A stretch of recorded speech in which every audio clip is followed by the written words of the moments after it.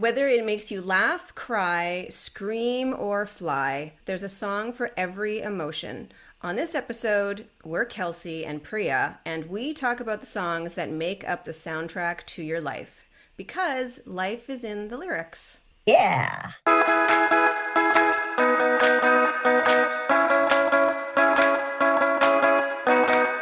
Hey, Kelsey. Well, little listeners, today is a first for the pod because I have a guest co host.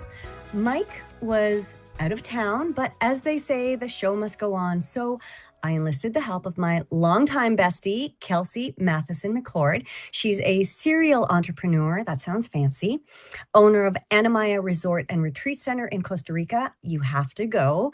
And certified life and business coach who works specifically with women entrepreneurs in the wellness space, which I love.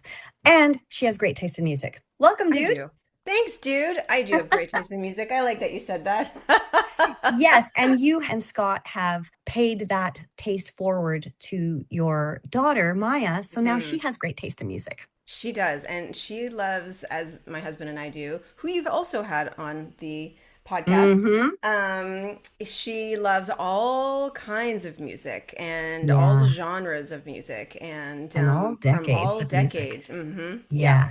I should mention, since you kind of touched upon it, that you are actually the third person from your family to be on this podcast. I mean, I was gonna say something, Priya. I We've known know. each other for 30 years, and I don't know how Longer I'm than, the last one in my family, well, but you just saved the best for last. That's what I'm gonna say.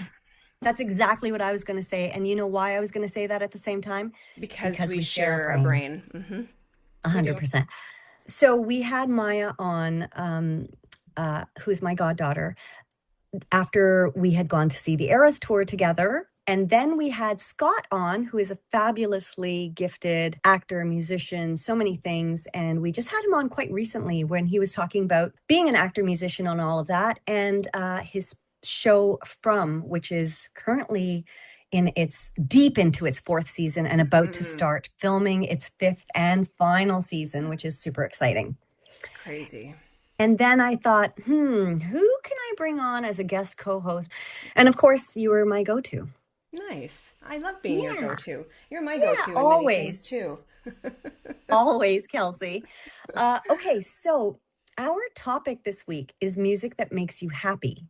And that was inspired by a couple of different chats I had with two friends within a very short time frame. I think it was like within 24 or 48 hours, where we were having some talks about stuff that was going on in their lives. And they were both commenting on how I'm such a positive person. And I thought that was so fascinating because I I guess I didn't really consider myself to be like a positive or a happy person.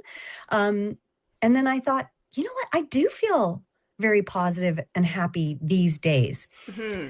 But as I was listening to some of our original, like first recordings, there were several months in that first year where I constantly talked about how unhappy I was. Mm. So it was really interesting to me to hear these people say that they think of me as such a positive and happy person, and feeling like I am in that place now, but then connecting to sort of where I was just about a year and a half ago and saying, how did that happen? And when did that change happen? And Hmm. what role did music play in that? Yeah. So I thought you would be specifically great for this topic because you were somebody that I did go to when I was having a lot of those, Hmm. thoughts about, like, I'm not happy. Who's happy? Are you happy? I would ask all my friends, are you happy? How are you happy? Like, what do you do to make you happy? Because I don't know how to make myself happy. And what does it And you even had some, mean? and what Right? does Like that even what does mean? happiness really mean? Yeah. You And how know? do I get there? Hmm. And you had some great ideas for me, like practical tools and ways to sort of find little moments of happiness that Hmm. eventually would spark into greater joy. So, do you want to just touch upon that quickly? Yeah. I mean, I think from what I remember, one of the things we talked about is I had you write out a list of things that spark joy in your life, Hmm. right? Hmm. Um, So my husband and I have this little saying. It's called a smodge, and it's actually engraved. Actually, I don't think it's in my wedding band anymore. I was just looking at it. I think it's kind of rubbed off. We'll have to get it engraved again. But we both had SMOJ smodge engraved in our wedding bands, and a smodge is a sudden moment of joy.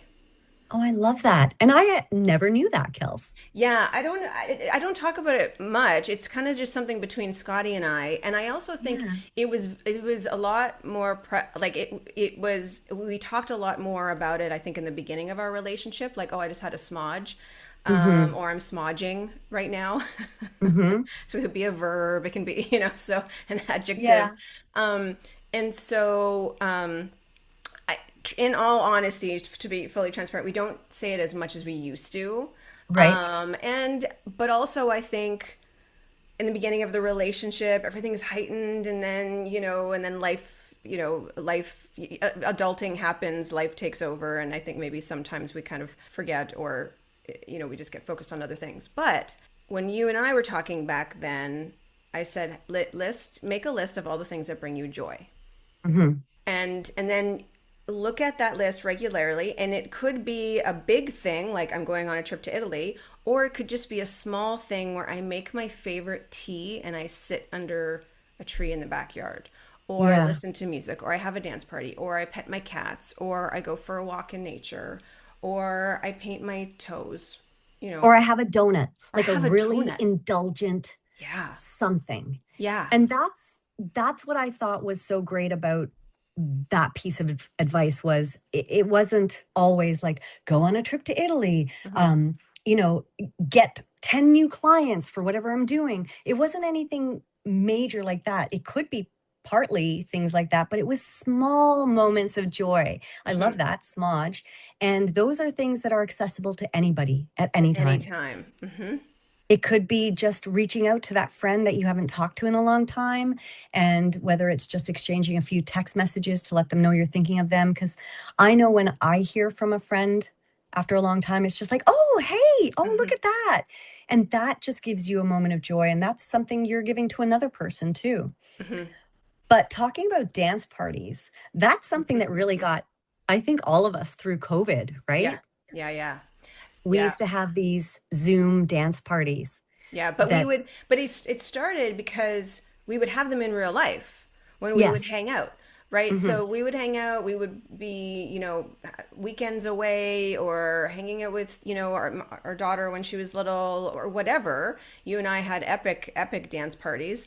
Uh-huh. And so then during COVID, we kind of continued that tradition, but just over Zoom. And then you would play music, and then we would play music, and we would each choose a song, which we did again, like in person. And Mhm. but this was just during COVID, and moving your body too. Like you're talking about, like happiness, and we'll talk Yeah. about this, I'm sure, like with music and why music makes you feel good and that dopamine hit. But so does moving your body to the music. And that definitely helped, I think, get us through that and Schitt's Creek. But that's a whole other. Yeah. Kelsey, I think we need to talk about one specific dance party that you and I Oh yeah. Do we need to you and talk about that though? Do we need I to? I think so because I still remember that as one of the most joyful, purely entertaining moments of my life. Also one of the most difficult to recover from. Oh my God. We, Okay, so I'm surprised we survived that dance party, because that I mean, it did give Mhm. us a lot of joy. And Yeah. then the next morning, not so much. Not so much. Not so much. Yes. So we were at my Airbnb, which is called Terra, and there were several people there during the day, but then it was just Kelsey and I that night. So we had started with, a 5 o'clock glass of rosé with some of the company that was there, and then we just kept up with the glasses of wine, Because and then then because then we went to your neighbor's house, and then we had yes, a glass of wine there, and then she yes, came over, and we had another yes, one, and then we're yes. cooking. Like it just, Uh-huh. I mean, it made Uh-huh. sense at the time. It did. And then after we had dinner, we started a Oh, dance party. well, we And went to what the we hot did, tub first, we did go to the hot tub first, which was probably had not the more best wine, idea. not Right, the more best. wine in the hot Hot tub. tub. then we thought, should we dance? Yeah, we should. We And we should. did. And we did for hours. For 4 hours. hours. Like probably for 3 or Oh, more or hours. more. And we had the most epic dance party in your kitchen. Yes. And luckily your neighbors weren't close. Like you have Right. a nice sized property because we Yes. probably would have gotten in trouble. Had some noise complaints. Yes. And then at one point I remember you picking up a bottle of wine and going, "Oh no, Kelsey, what are we going to do about this?" And it was empty. And I went to your wine fridge, and I don't know, Yeah. at that point, I was like, I just grabbed whatever was in there. We weren't, Yeah. yeah, and we shouldn't Yes. have. That was the Well, one that put us over. that was the tipping point. Yeah. And I Yeah, think all said and done, between the two of us, had probably 4 bottles of wine. probably over the course of that entire afternoon and evening. Yeah. So it was a long time, like maybe over 8 or 9 hours, but But still, still, that's a lot of alcohol. that's more alcohol than either of our bodies required. But that But being said, and we don't ever do that. Like we just went back and forth. Like I picked a song and then you yeah, picked a song and then I picked a song and it was always a surprise. And yeah, it was just like it was the best time. We yeah. danced till like 2 or 3 a.m. Oh, easy. Yeah, Yeah, and we did have the best time. The next day, we were both literally suffering greatly, yeah, and we're very concerned for our health. But we yeah, don't need to go into that yeah. part. My husband did think at one point I might not be alive. Yeah, he And kept he calling and you were contacted not you and said, answering. "Is my wife alive?" And the only reason I was able to reply was because I had to get up to feed my cats. So I forced myself to get up.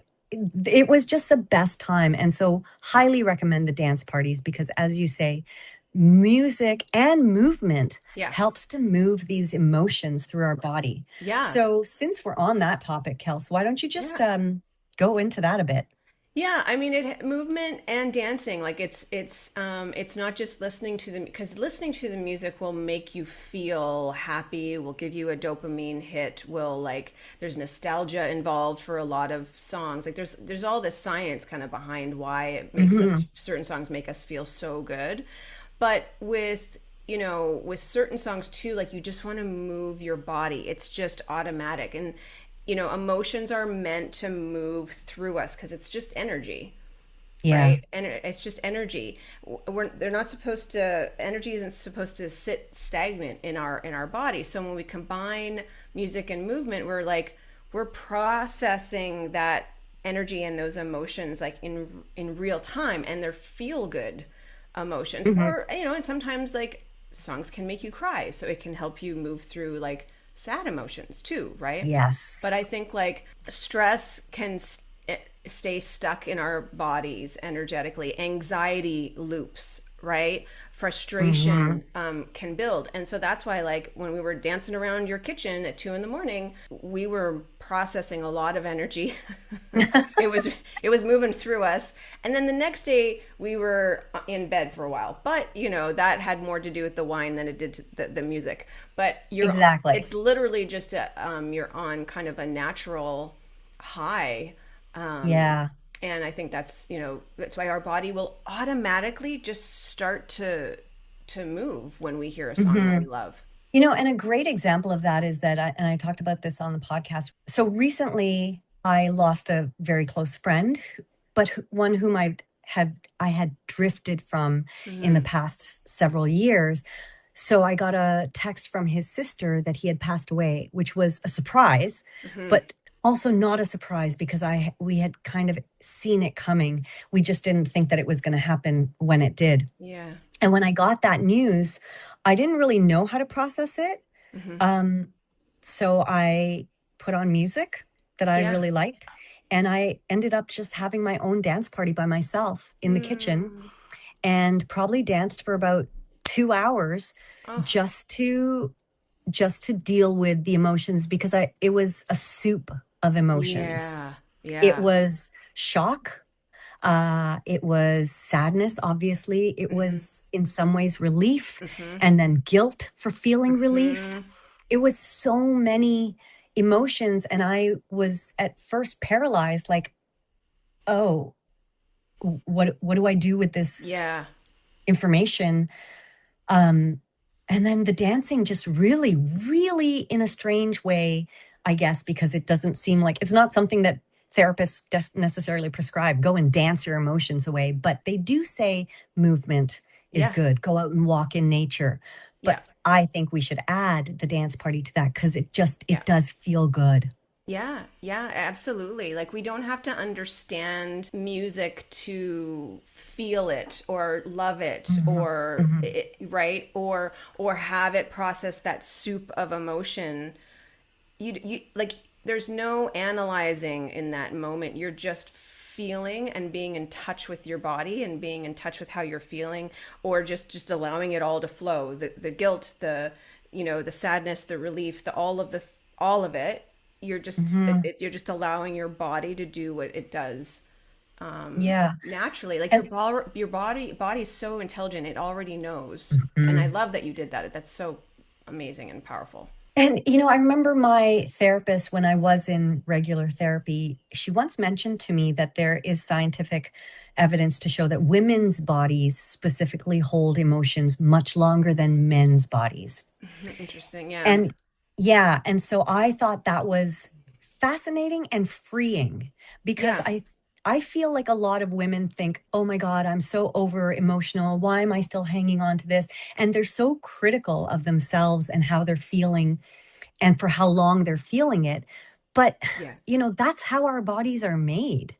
Well, and also I would like add a whole other layer, uh, in regards to how society Yeah, tells women how to, quote unquote, behave. How we're supposed to right. show up in the world is very different than how, and I don't want to go down the road of the patriarch at the moment, but Hmm. women are taught that like we don't be emotional, we shouldn't be Hmm. too much, Don't be right? Don't hysterical. be his, yeah, exactly, right, these words that Yes. and and how we are supposed to show up. Like I've been telling this speech way before the Barbie movie. It's like society tells us that we have to be everyone's best friend and we have to Hmm.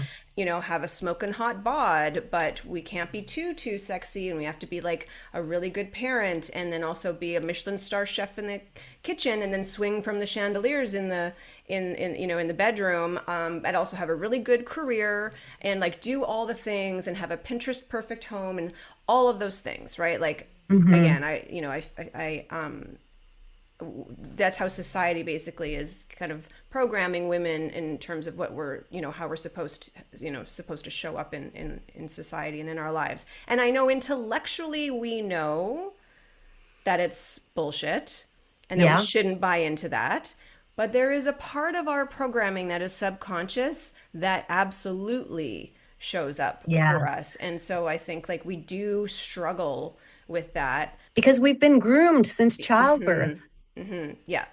Society has groomed us to fill a certain role and be Hmm. a certain way, but not Yeah. be too much of it, or else Mm-mm. you're, you know, Yeah. thought to be that whole term hysteria back in Hmm. Sigmund Freud's time, that it was considered a female illness. Yeah. And it's infuriating, but Yeah.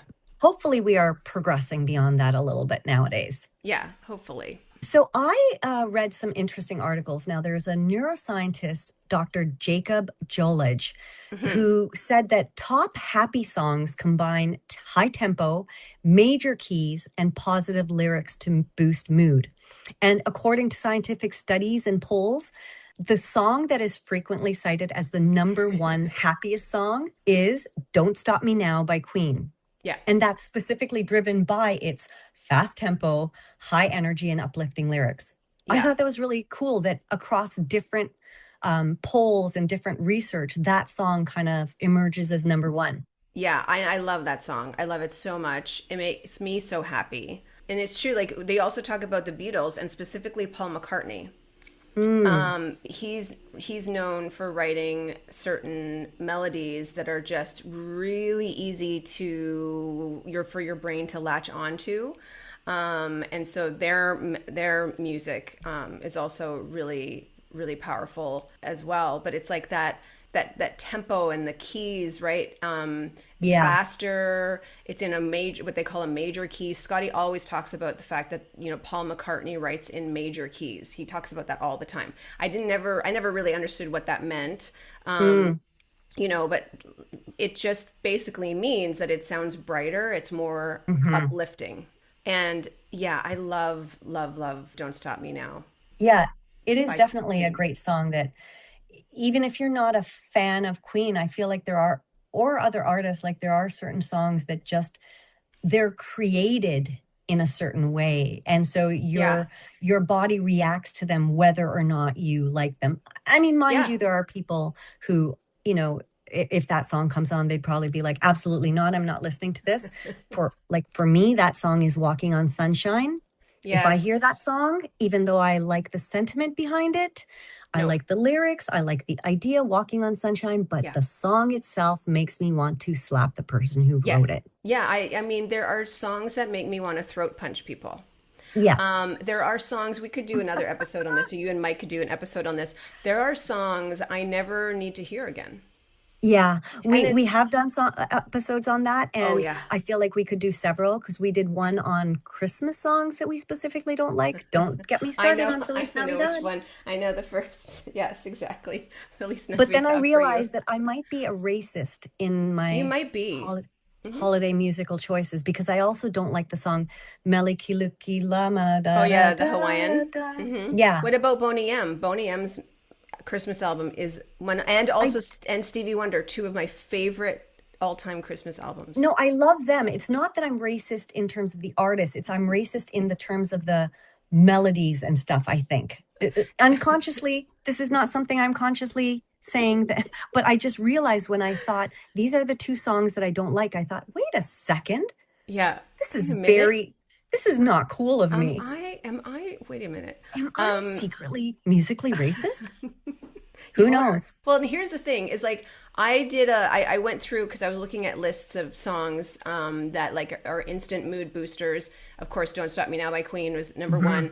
Walking on Sunshine is also on that list, which I'm also not a fan of. Hmm. Hmm. And then there was a so I don't mind this version. He is also a Hawaiian musician. Okay. And he does a song that is it's a mix of Somewhere Over the Rainbow Oh and yeah. the What a Wonderful World.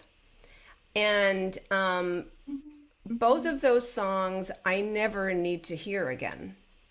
Right. Ever. His version of this mashup of these two songs is actually quite beautiful.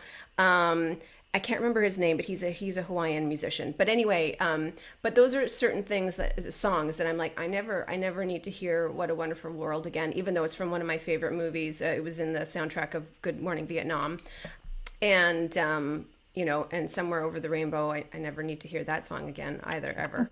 But somehow the mashup is Somehow the acceptable. mashup is quite lovely, but I would. It's not a go-to. Like so, Right. those songs that were considered instant mood Hmm. boosters.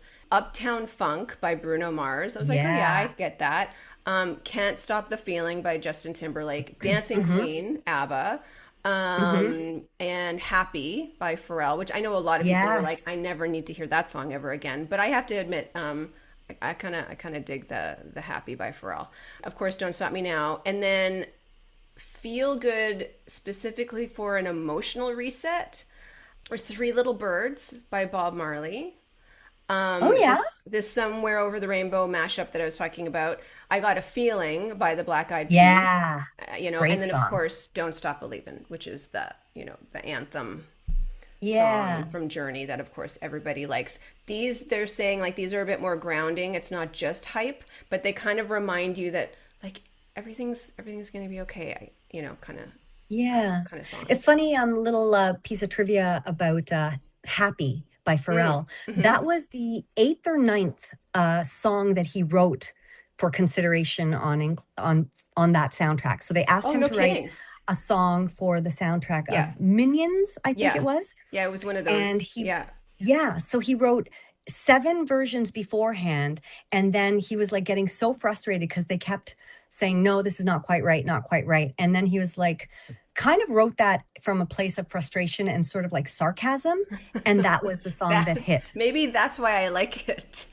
right? Because And I it is, got why people were like, oh my God, first of all, it was way overplayed. People are like, I never need to hear this song yes. again. And I get how it's kind of like, but maybe it's the sarcasm that I could feel that energy and why I like it. Because as you know, Priya, that's why we're friends. I love Yeah. good sarcasm.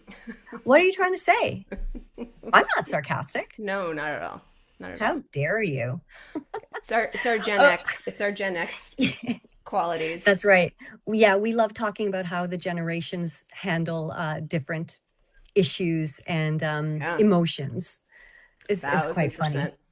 And Yeah. Gen Xers too, because like nostalgia has a big, um, like that plays a big part in terms of like listening to music that makes us feel good. Hmm. Is the nostalgia angle, right? Like I think I was telling you before, like a song that I would never get tired of is Down Under by Men at Work. Yes. Yes. I will never tire of that song. I'll never tire of, many of the Beatles songs, Monkeys, Queen, Heart, Fleetwood Mac, Hmm. like I can list so many artists that like never ever will I ever get tired of them. And that's just that nostalgia, Right. that gives us that Well, and dopamine there, hit. yeah, and Mike and I have talked about that before about how there's also research that says that we are sort of hardwired to the music of our youth. Hmm. So that music just always brings back good memories. Hmm. Maybe for some people it brings back not so great memories Hmm. depending on what your youth was like, but I think that everybody hopefully at least has some songs from their formative teenage years, Hmm.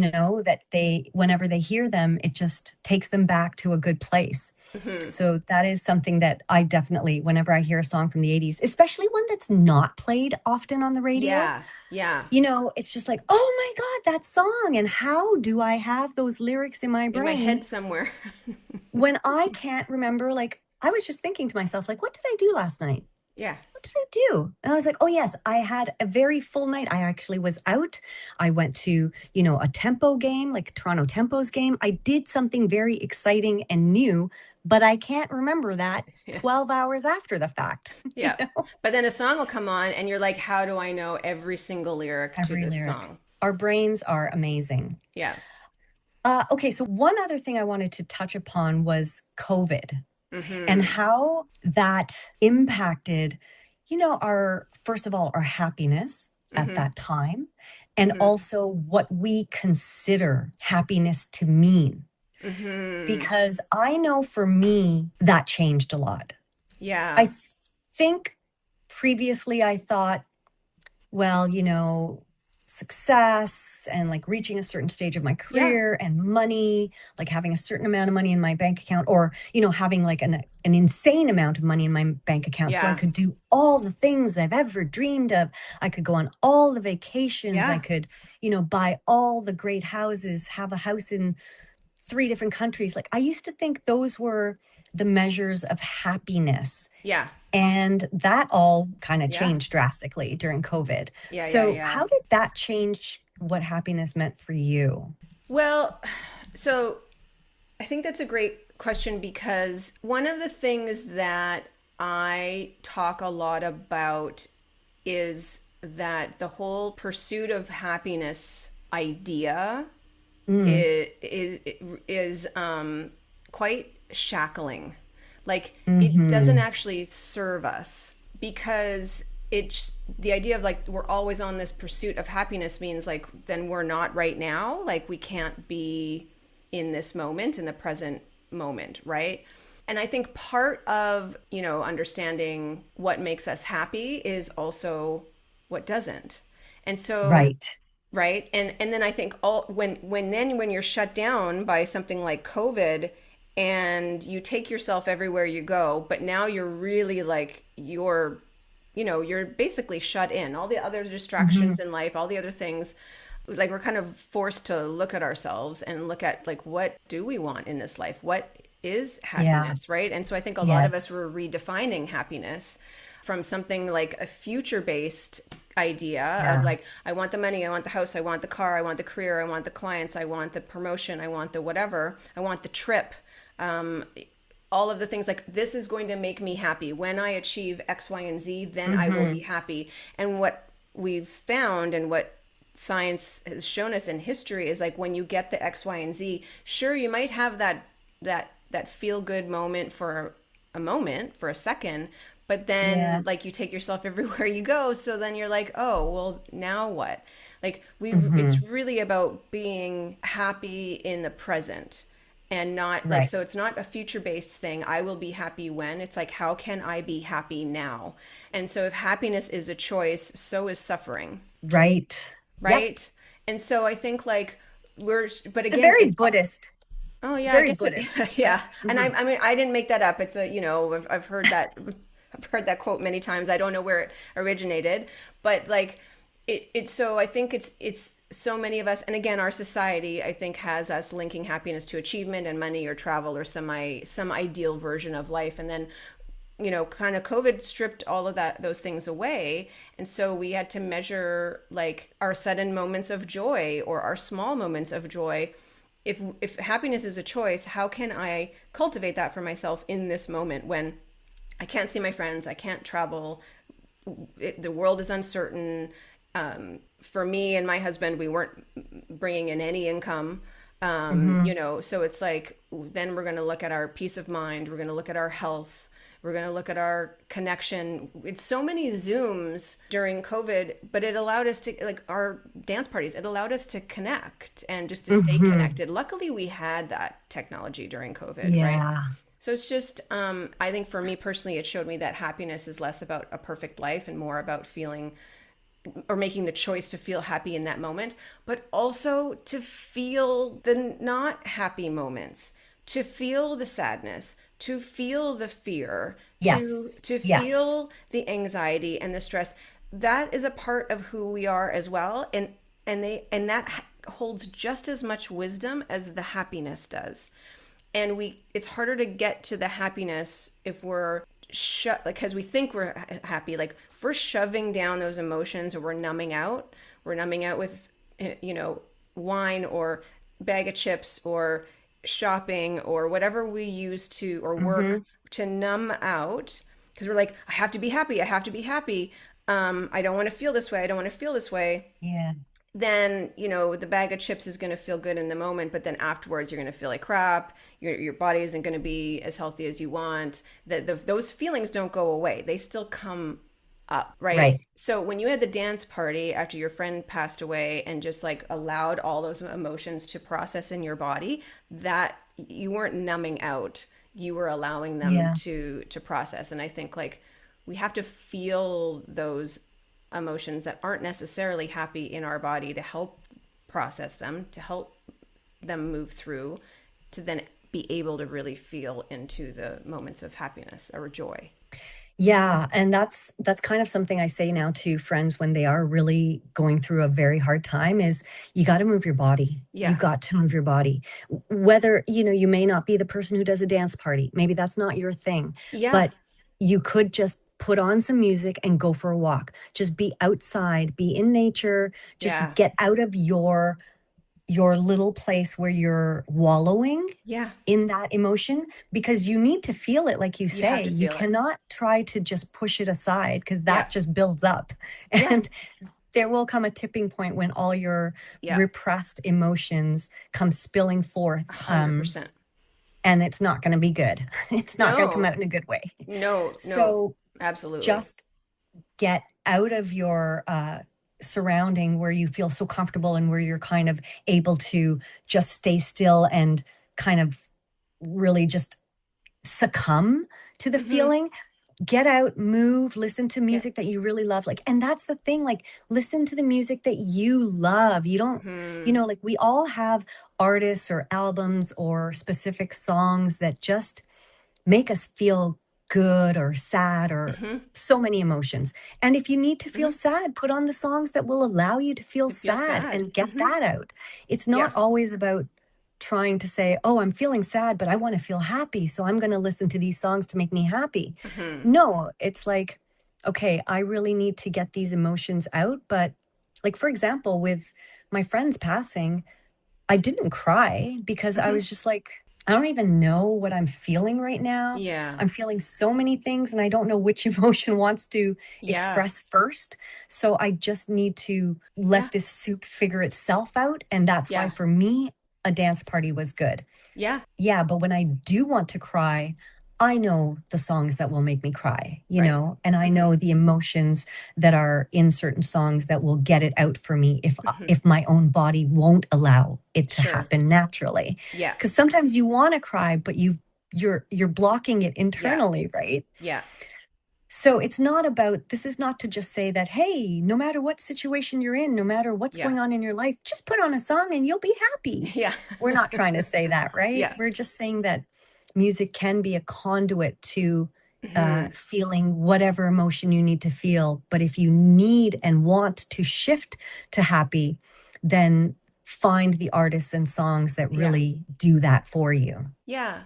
It can help you to process grief, fear, anxiety, and it could also help you get into a state of mind that's happy or empowered or, Mhm. excited, strong. If you're at the beginning of a relationship, to just Yeah. like get those endorphins that are just Yeah. bubbling up inside your body, let those Yeah. out. Yeah, or Yeah, calmness. Like or if you want calm a them. state of to like if you you can like raise your heart rate or you can lower your heart Hmm. rate depending on the music that you choose, Yeah. right? Like if you need some calm, if you want a lovely environment while you're working something, that's more that your subconscious can just kind of focus on. I know you like to have music playing when you're working something without lyrics, Yes. perhaps, right?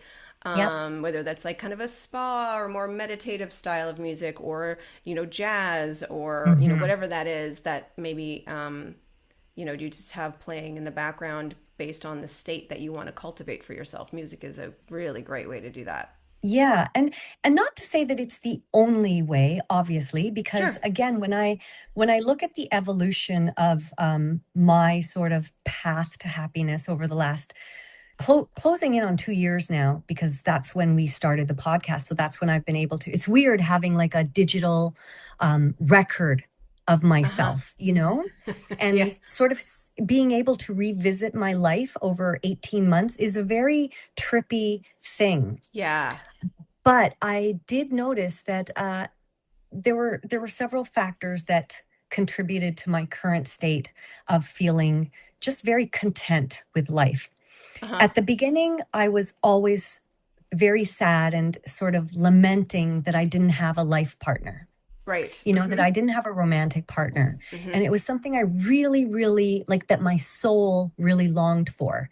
And I just was sure that it was never going to happen for me. But then, Mike and I started this podcast, and Hmm. he's one of my dearest friends. The opportunity to meet with him every week Mm-hmm. and just have fun, Yeah. like just do something that we were both having so much fun doing. Yeah. That was definitely one trigger. I moved in with a friend of mine. Yeah. And so now we have two dogs. We have a beautiful home. We have a beautiful yard.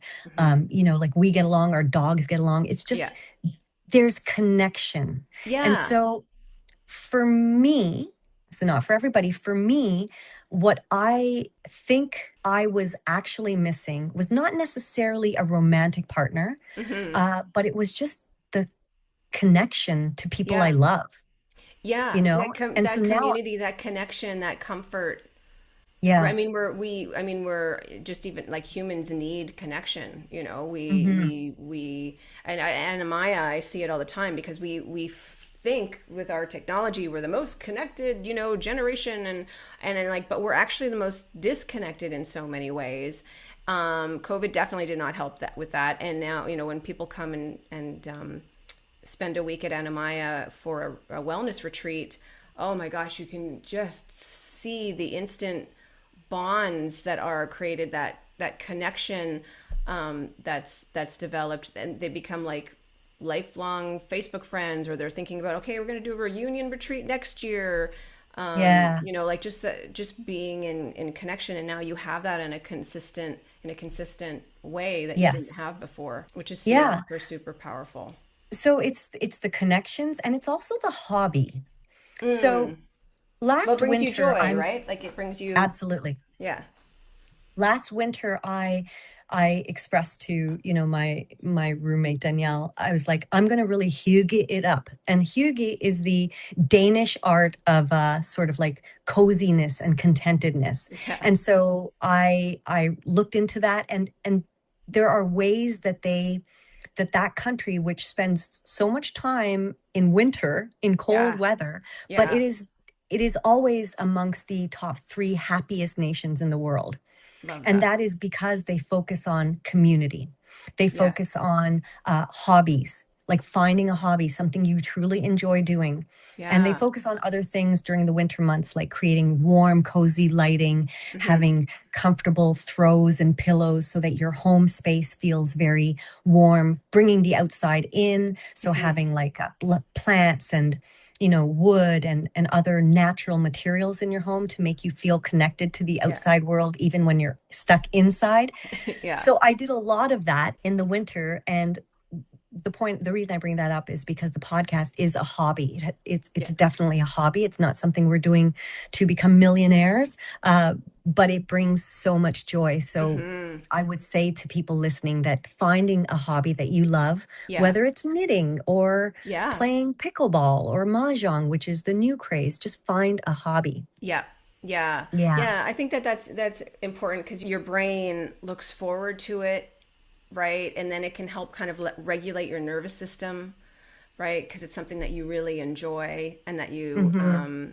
that you love to do, and it's repetitive. Like so kind of like with music, there's songs that get stuck in our head, like the earworms or whatever, right? They're repetitive, they're catchy. It's like emotionally linked to a memory. I mean, kind of hobbies are similar, right? Like they're repetitive, they're fun, we enjoy them, like, and then you're creating all these memories as you continue the hobby, whether it's pickleball or recording a podcast. So I love that. Yeah. I love that you brought that up.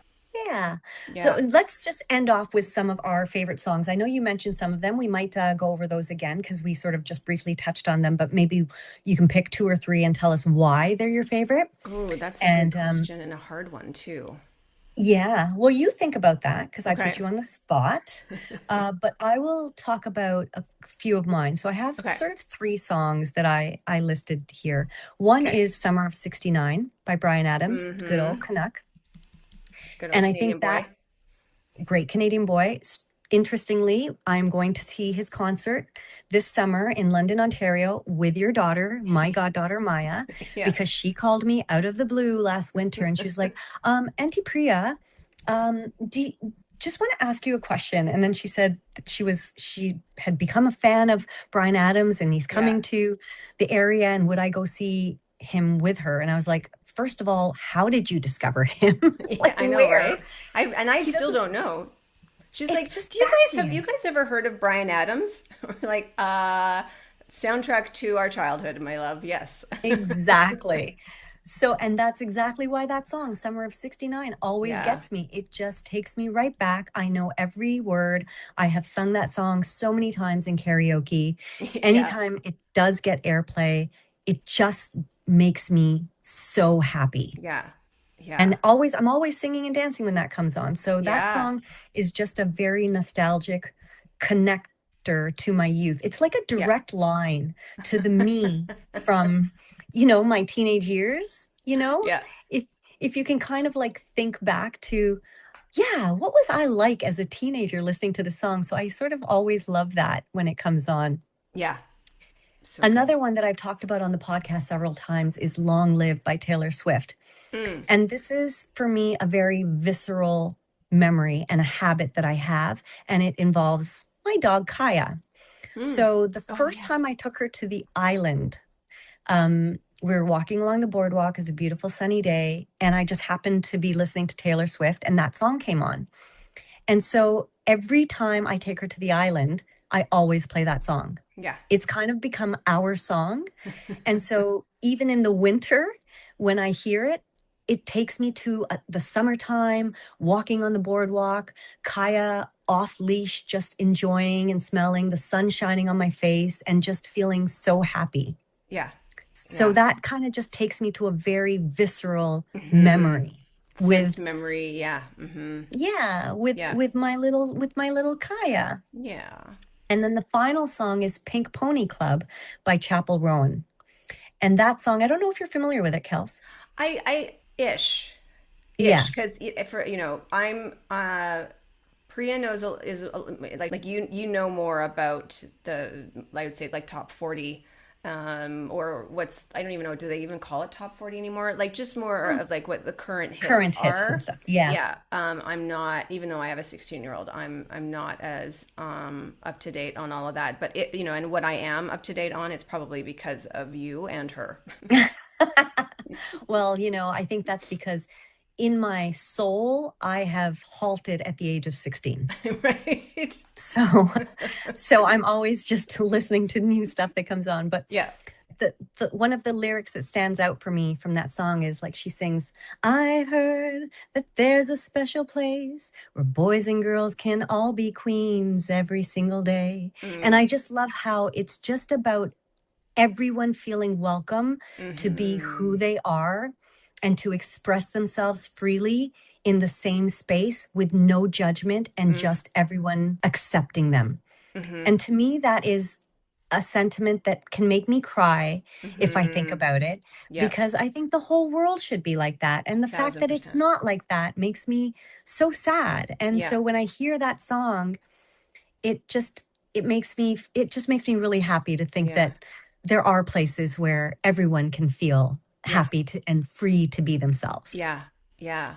I love that. Yeah. And I love that these newer artists are writing music about these topics and about these ideas, and spreading the word about about that. I think it's super powerful. I love that. Yeah. Yeah. Do you have any thoughts about some of the songs that you picked now that Yeah, you so might I want was to? thinking, I was like, so Down Under, I mentioned Down Under by Men Hmm. at Work. I think for me it's pure nostalgia, but it also has such a good hook, Hmm. right? Like it just has, and I'm not going to sing. Do you come from a land down under? Yeah, but if you Yeah. think about the beginning of that song, Mhm. and he actually, there's an amazing interview with him talking about him writing that song, but it has a very, very powerful hook. But it's also probably because I can't remember, but I'm sure when that was playing on the radio, because back in the day we listened to all our music on the radio. It was probably during the summer. I was probably on a road trip or in the back of the car, or in my backyard, and we had the radio playing, and Yeah. whatever. So I think that it's probably, but like it just has such feel good energy. And then Crazy on You by Right, by Heart. heart. Remember when we saw them live at Oh the my amphitheater? gosh, yes. A standout moment for me, just sitting on the Stand lawn, out. listening to them rail. Oh my Oh, God. I mean, Nancy is and yeah. like both of them. Like I can't even. And so I think that one though, like first of all, her voice is like, I mean, unbelievable and Mm-hmm. unmatched. Mm-hmm. Um, and they're actually, I think they're going to be doing a documentary on Heart. I heard little rumors, so I'm very excited about that. But like her voice is so crazy powerful. It just gives you shivers. Like it's unbelievable how amazing her voice is. So Yeah. and then Don't Stop Me Now. I can listen to that song over and over and over and over again. Again, Mm-hmm. major keys, high energy. I mean, Freddie Mercury, talk about another amazing voice that is unlike anyone Yes. else. And I mean, I know it's cited as one of the top happiness songs because of how it's kind of built musically. Like it builds, and even the beginning of it starts quite slow and melodic, Yeah. and then it builds and builds and builds. So, It's um, like sex, oh my God. like good sex. Really, really good Just sex. starts off with a good feeling, but then just builds, and that Yep. climax just like Yep. rolls and rolls. It's And amazing. then you can listen to it again. I know. And that's the difference. You can listen to it on repeat, You like could one go after the for a other. second, third, maybe even fourth time. Helpings. Yeah. It's like an all you can eat buffet. You can have as many Oh my climaxes God. as you want. Wait, what? Exactly. That doesn't happen in real life, at least not as you age. No. Well, Kelsey, thank you so much for joining me as our very first guest co-host. This was super fun. Yeah, super fun. I feel like I didn't get a chance to ask you questions. Oh, well, We'll have to do it again. We'll have to, is there any burning oh, question you want to ask before we sign off? um, oh, I know, because I think I know the answer to this, but like when you first like had that feeling, that relationship with music of like, like it made you feel so good. Do you remember Yeah. that first moment for you? Yeah, I do. And yeah, it was, I have this memory of me curled up in a chair in my childhood home, wearing like proper headphones and listening to Anne Murray. Anne Murray, Anne dude. Murray, I love that. Canadian songstress, and listening to her album and just like listening to it on repeat and really connecting with it. And when I think about it now, it's so bizarre because her music, I wouldn't think is music that a child would connect to, Yeah, yeah, but somehow I did. And so yeah. that to me was it's the first memory I have of me really like sitting down and actively listening to music. Yeah, we don't do that Weird. anymore, right? We don't really do that Like anymore. sit down and listen to an album from beginning to end. And you know what? To be honest, like I have only started doing that again since we Hmm. started this podcast, Hmm.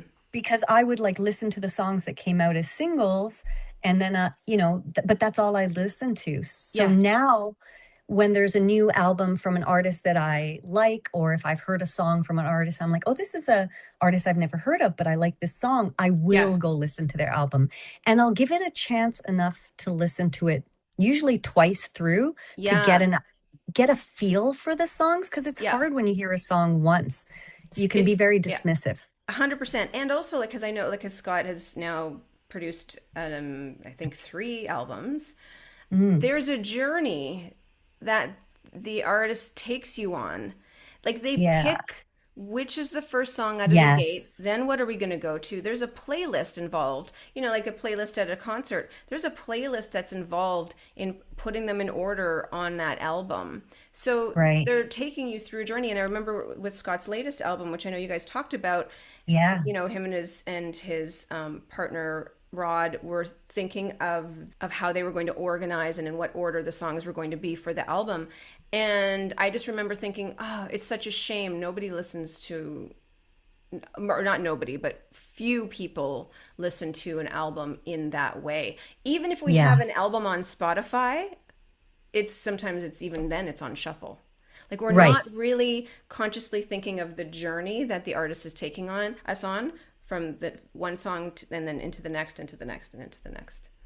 That's a really great point, because then I think about concerts too and how they have a set list, and like, so in a concert setting you are forced to listen to it in Hmm. in the progression that they've created. Hmm. But you're right, like a lot of people will pick and choose, like, oh, I like the title of this song, so I'll listen to this one, Hmm. or they'll just randomly put it on shuffle. But Yeah, it is an interesting thing to listen to an album the way the artist intended it to be listened that's to, it. because there is a progression of emotions and Yeah, uh you know maybe even how it affects you. yeah, So yeah. yeah, maybe just an encouraging thought for people to give To that a try. shot if there are Yeah, some new yeah, albums or artists that you're yeah. interested in listening to. That yeah, exactly. Because I'm loving Bad Bunny right now, and I went on Spotify, Yeah. and like it's the top rated songs from a number of Right. different albums in order. So I'm like, oh no, but I want to go to this album and I want to listen to it all the way through, and so it's a great exercise. Yeah, and it just gives it, you could play it in the background too, because Hmm. people will be like, well, I don't have like 45 minutes or an hour and 20 Hmm. minutes to listen to an album through, but put it on while you're washing dishes or making dinner. And it's just Exactly. such a great way to open yourself to some new music, and just Hmm. also just to let the music kind of do what it does to your body. Hmm. Yeah. Whatever it might be. It might be Hmm. dancing, it might be just swaying, it might just be, nothing, but Hmm. yeah, just see what it does. Yeah. Thanks, dude. This was so great Yay. and always great to see you also. Yes. You too. Send Thanks my for love to having me. everyone. I will. Anytime. Yeah, it's so much Anytime. fun. I love this topic and I love your podcast. And hi, Mike. All right. Well, thanks for taking the time out of your day. And folks, if you have any input into this, please reach out to us. You can slide into our DMs at The Little Podcast. That's LIITL on Instagram, or you can send us an email at lifeisinthelyrics@gmail.com. And we will include links to Kelsey and Anamaya and all that good stuff in the post about this episode. Thanks again, dude. Have a great day. Thanks, dude. Bye.